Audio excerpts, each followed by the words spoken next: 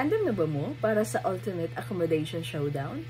Kung ikaw nga klase nga tao kay budget traveler, luxury lover, ug mahilig makipag-meet ug mga tao bisag asa ka man mo travel, ang pagpili sa lugar sa imong accommodation makahatag og dakong impact sa imong trip. Karon atong i-compare ang tulo ka option nato sa accommodation sa atong mga trip.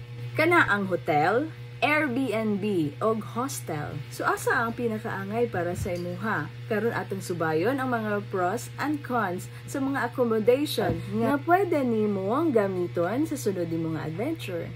Sige, mag-start na ta. Una, hisgutan nato ang hotel.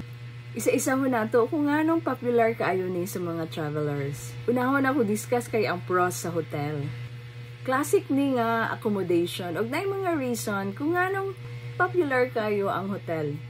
Una kay ang comfortable and convenient. Kay kasagaran sa mga hotel na ana sila yung mga standard services like sa cleaning, sa room services, amenities na mga kinahanglan nimo. Gikan sa mga comfortable na mga beds, na apod sila yung mga available na mga gym na pwede magamit ug mga swimming pool na apod sila. Kay kanang 24/7 service. Kay anytime na gusto nimo o naa kay gikinahanglan na adyo front desk na imuhang maduulan sa imuhang mga panginahanglan. Anytime pwede nimo sila matawagan o anytime pwede kanila mahatagan og action dayon if naa kay mga kinahanglan. Ug number 3 kay kanang nindot siya for luxury. Kung nangita ka og mga luxurious stay, na ay hotel nga range from budget friendly good siya hantod sa 5-star nga experience. Ang mga hotel kay nindot pud siya no kung ganahan ka og consistency kay kabalo ka og unsa ang makuha nimo o pinakauna dali ra pud siya mabook. Karon ato na pong hisgutan ang cons sa hotel. Una kay kanang mahal, lalo na kung kanang hotel good nga duol siya sa tourist spots, medyo pricey jud ang hotel diha. Next kay ang limitado ang local experience. Murag limited na ang imuhang local experience kay ngano basin mawala na ang imuhang chance or makamit kag mga locals diha sa area o maka-experience ka sa mga unique nga lugar.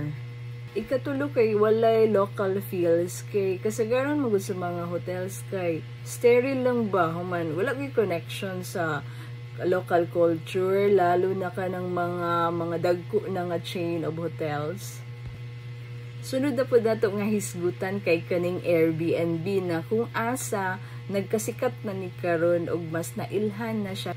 Karon atong isa-isahon ang mga pros aning Airbnb. First kay kaning unique and local. Diri sa Airbnb na ay chance nga makastay ka sa mga unique na lugar. Bisan pa sa kanang mga apartment, sa mga high-rise buildings sa city, sa mga condo, sa mga villas, nga kanang overlooking good ang dagat. Tapos naapoy ka ng mga cottages sa mga beach, no, nga mga unique kaayo ang design. Diri sa Airbnb, daghan kay kag option sa mga gusto nimo. Second kay diri sa Airbnb kanang home-like feel, kay nganuman pwede manggud ka makaluto sa Airbnb, kompleto manggud tanan nga mga utensils, cooking utensils, pwede pud ka maglaba o feeling dyan mo no na akasabalay ninyo kung mag-book ka sa Airbnb. Pwede ka magpuyo diha nga mura ra pud kag naa sa inyohang balay. Ikatulo kay potentially mas mura siya. Tama kay mga personalized option ani. Labi na kung magstay ka og dugay. Ang Airbnb manggod mahimo nga mas barato pa siya compare sa hotel. Kasagaran og mas dako pud og space. Kung naatay pros, naatay advantage, naputay mga disadvantages ug mao na atong isa-isahon kung unsa man ang mga disadvantages diri sa Airbnb. First kay kanang inconsistent quality kay dili tanan nga Airbnb magkapareho, no? Magdepende jud siya sa klase. Usahay makakita ka og nindot kaayo kanang ginatawag natong hidden gem, no? nga nice kaayo siya nga property. Naapod usahay nga nindot kay siya sa picture pero sa personal dili. Ug ma-surprise na lang ka pag abot nimo kay dili tumao imong gina-expect. Second nga cons kay kanang walay daily service kay wala man good nay maglimpyo taga-adlaw, walay room service nga imuhang walay masugo, walay daily cleaning, walay magtabang sa imuha anytime. Ikaw ra jud diha bahala within sa imuhang pagstay. Sunod kay ang booking and communication kay usahay manggud no magka-problem sa communication sa host anang anang Airbnb. Usahay ka nang malate ka og check-in, manapay problem ana ay time nga na ay cancellation nga dili nimo gina-expect. Pinakalas na hisgutan nato kay kaning hostel. Ang mga hostel kay nice kaayo, labi na sa kanang mga budget travelers o kanang sa mga mahilig og social experience na gusto maka-ila-ila, makakita og mga friends, labi na sa ilahang pag-travel. Isgutan nato karon ang pros sa hostel. Budget friendly magud siya. Human mauna ang mga hostel mao ang pinakamura nga option. Lalo na kung kanang budget traveler ka or kanang mga solo traveler ka, kani jud ang pinaka barato nga option. Makasave ka og dako diri sa hostel na kay mura man, no? So katong imuhang budget supposed to be sa imong accommodation kay pwede pa nimo magamit sa imong mga food. Sunod kay kanang social atmosphere. Kung ikaw nag-travel nga ikaw lang isa, no, human gusto ka nga naa kay mga makaila, makasabay nimo sa imong travel or makabanding, nindot kaayo ni diri sa hostel kay naamgod na sila yung mga social events. Kung magaon mo, magsabay-sabay mo, human man na makaila-ila ka diha o klase-klase na tao.